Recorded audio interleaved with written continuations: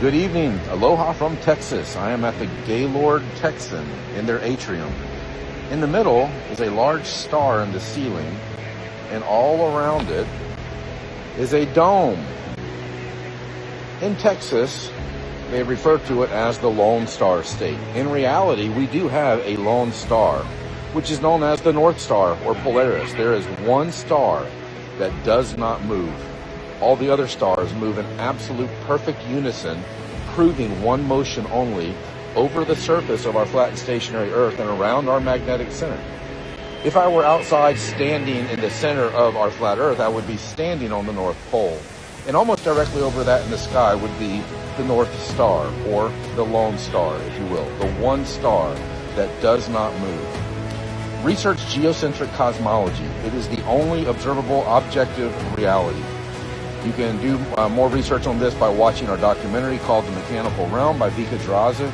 It is about the Antikythera mechanism and the perfect repeating divine clockwork cycles of all the luminaries, the sun, the moon, the planets, and the fixed constellations over our flat and stationary surface and around our magnetic center. Flat Earth is the only observable objective reality. It is the truth. The globe is a belief system. It is a lie. Truth makes you strong, lies make you weak. Truth creates peace, lies create stress. Truth sets you free, lies put you into bondage. Truth, if you seek it and find it and follow it, if you apply it to your life, creates clarity and confidence. Lies create confusion and even delusion. So seek and find the truth.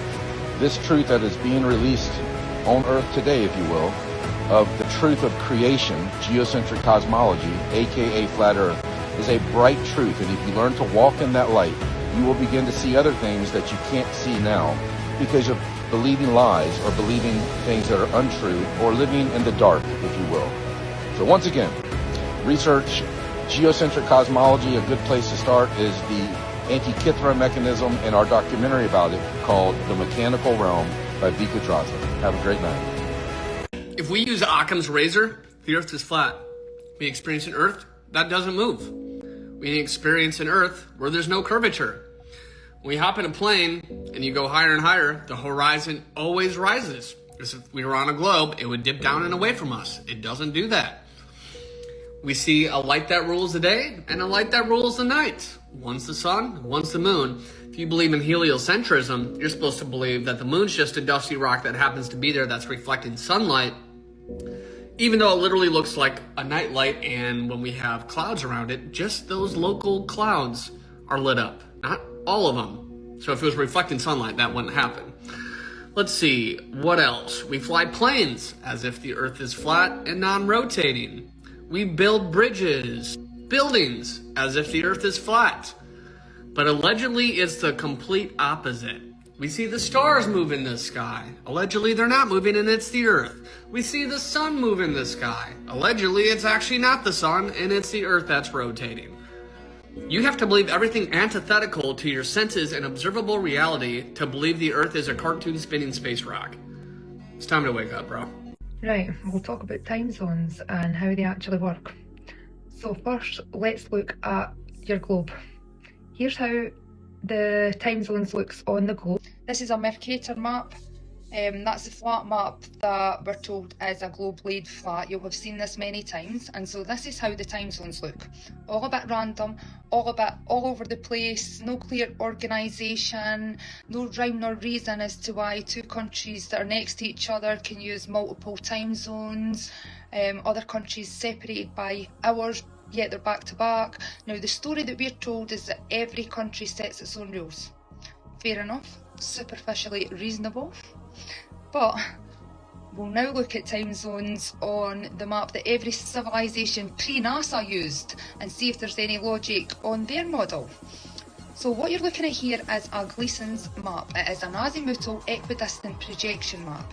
Now if you Google what that means, it'll tell you that it's distorted. It's not a globe laid flat, it's not to scale, except that distances radiating from the North Pole in the centre are correct. Now think about that. If all distances from the North Pole are accurate, simple geometry says that you can calculate the distances between everywhere else. So the whole map must be accurate and to scale. But we'll set distances aside for now because we're talking about time. Now this is the exact map depicted throughout history as the Earth that we live on. Even in 2025, pilots use it, the military uses it, you use it in your car for vehicle navigation and planning. Whether you've actually noticed that or not, it's irrelevant, that's what you use. Now how do time zones work on this map, I wonder? Please note that there does not need to be a fixed meridian on an AE map, right? You can rotate this map to fit where you are in the world and it still works seamlessly. So we're in the UK, so I'll position that map with the UK at the bottom. And if you move anti-clockwise, it's +1 hour, +2 hours, etc. Move clockwise, -1 hour, -2 hours until you get to the top. Now this map is made of 24 15-degree segments representing the 24-hour day. Everything is logical. Time zones align with the sun's position.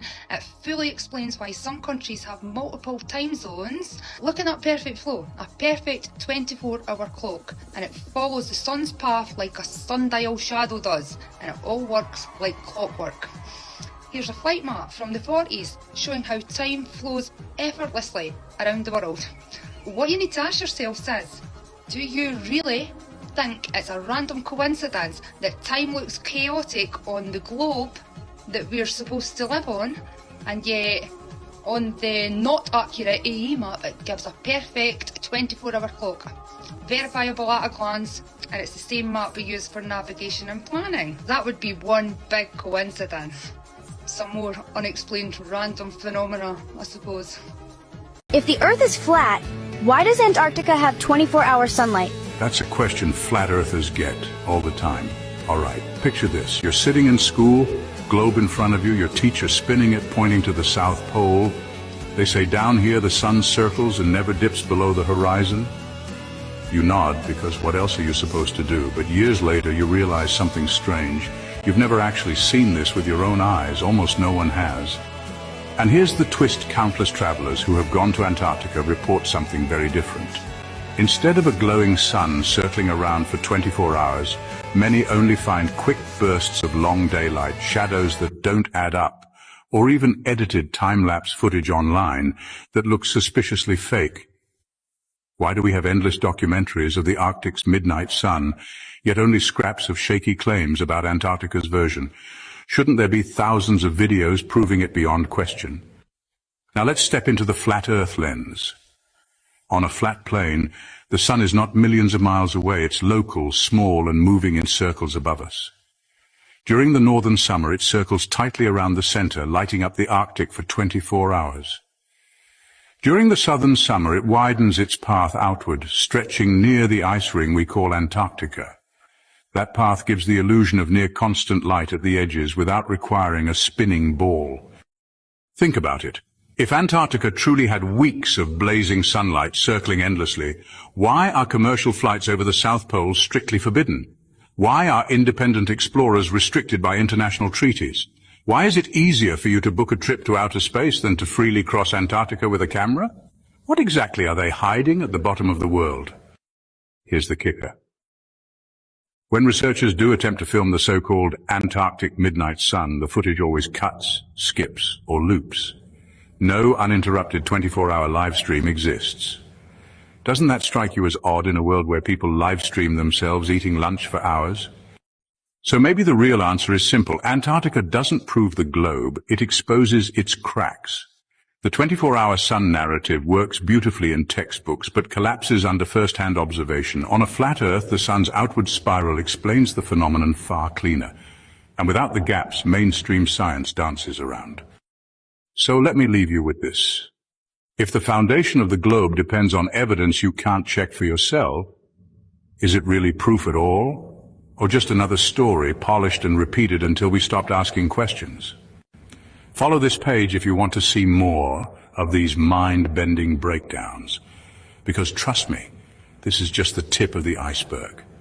This video is for entertainment purposes.